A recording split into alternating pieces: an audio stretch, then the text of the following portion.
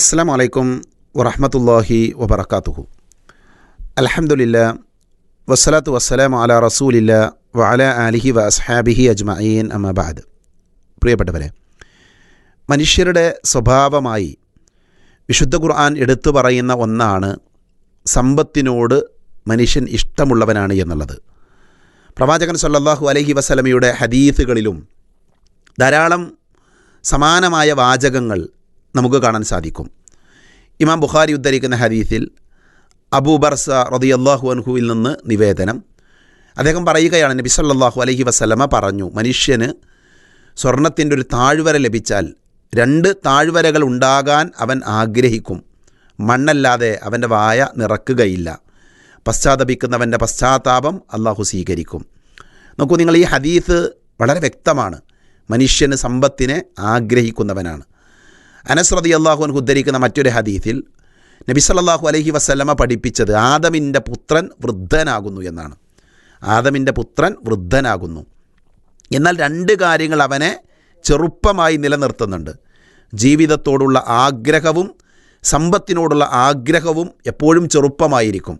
അവൻ വൃദ്ധനായാലും ജീവിക്കാനുള്ള ആഗ്രഹം ഉണ്ടാകും, സമ്പത്ത് നേടിയെടുക്കാനുള്ള അതിയായ കൊതി അവനുണ്ടാകും എന്ന് റസൂലുള്ളാഹി സ്വല്ലല്ലാഹു അലൈഹി വസല്ലമ പറയുകയാണ്. വ ഇന്നഹു ലിഹുബ്ബിൽ ഖൈരി ലശദീദ്.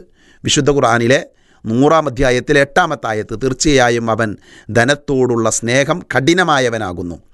അപ്പോൾ നോക്കൂ നിങ്ങൾ, വിശുദ്ധ ഖുർആനും ഹദീസുകളും പഠിപ്പിക്കുന്ന യാഥാർത്ഥ്യമാണ്. മനുഷ്യൻ്റെ പൊതുവെയുള്ള സ്വഭാവമാണ് അവൻ പണത്തിനോട് ആർത്തിയുള്ളവനാണ്, പണത്തിനോട് ഇഷ്ടമുള്ളവനാണ്, പണം സമ്പാദിക്കാൻ വേണ്ടി അങ്ങേയറ്റം കൊതിക്കുന്നവനാണ് എന്നുള്ളത്. അബൂ ഹുറൈറ റളിയല്ലാഹു അൻഹു ഉദ്ധരിക്കുന്ന ഹദീസിൽ നബി പഠിപ്പിച്ച മറ്റൊരു പാഠമുണ്ട്. തഈസ അബ്ദുദ്ദീനാർ വദ്ദിർഹം. ദീനാറിൻ്റെയും ദിർഹമിൻ്റെയും ഉടമ അവൻ നശിച്ചിരിക്കുന്നു എന്ന പാഠം. അത് വിശ്വാസികൾ വിസ്മരിക്കാൻ പാടില്ല. പണം സമ്പാദിക്കാൻ ഇസ്ലാം അനുവാദം നൽകുന്നുണ്ട്.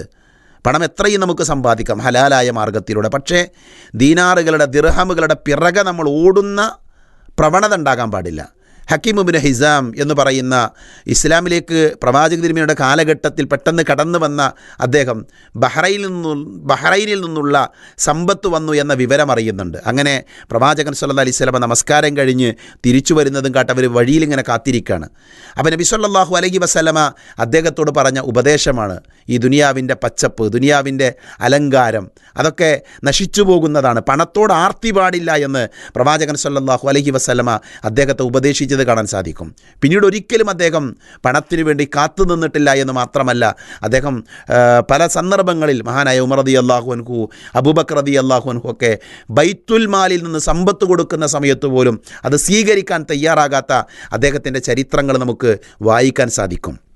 എന്തുകൊണ്ടാണത്? പ്രവാചകൻ സല്ലല്ലാഹു അലൈഹി വസല്ലമയുടെ അധ്യാപനത്തെ അദ്ദേഹം ഉൾക്കൊണ്ടു എന്നുള്ളതാണ്. അതുകൊണ്ട് തന്നെ സാമ്പത്തിക രംഗത്ത് നാം എങ്ങനെയുള്ളവരാണ് എന്ന് പരിശോധിക്കേണ്ടതുണ്ട്. ഒരുപക്ഷെ ആരാധനകൾ കൊണ്ട് നമ്മളിൽ പലരുടെയും ജീവിതം ധന്യമാണ്, ലൈംഗിക വിശുദ്ധി കാത്തുസൂക്ഷിക്കുന്ന ആളുകളാണ്, കുടുംബജീവിതം ആനന്ദകരമാണ്. പക്ഷേ സാമ്പത്തിക രംഗം പലരുടേതും മലീമസമാണ്. നിഷിദ്ധമായ മാർഗത്തിലൂടെ പണം സമ്പാദിക്കുന്ന ധാരാളം ആളുകൾ നമ്മുടെ ഇടയിലുണ്ട്. ഞാൻ പറഞ്ഞല്ലോ, പണം നമുക്ക് എത്രയും സമ്പാദിക്കാം. അത് അനുവദനീയമായ മാർഗത്തിലൂടെ നമുക്ക് ജോലി ചെയ്യാം, നമുക്ക് കച്ചവടം ചെയ്യാം, അനന്തര സ്വത്തിലൂടെ നമുക്ക് പണം ലഭിക്കാം, ആരെങ്കിലും ഹദിയ തന്നാൽ നമുക്ക് സ്വീകരിക്കാം, അതേപോലെ തന്നെ നിധിയിലൂടെ നമുക്ക് എന്ത് ചെയ്യാം, പണം സ്വീകരിക്കാം. ഇതല്ലാത്ത മാർഗങ്ങളിലൂടെ നമ്മുടെ സമ്പത്തിലേക്ക് പണം വരുന്നുണ്ടോ എന്ന് നമ്മൾ ഓരോരുത്തരും ആലോചിക്കണം. ഞാൻ ഈ എണ്ണിപ്പറഞ്ഞ 5 വഴികൾ, അതാണ് ഒരു മുസ്ലിമായ മനുഷ്യന് പണം സമ്പാദിക്കാൻ സാധിക്കുന്ന വഴികൾ.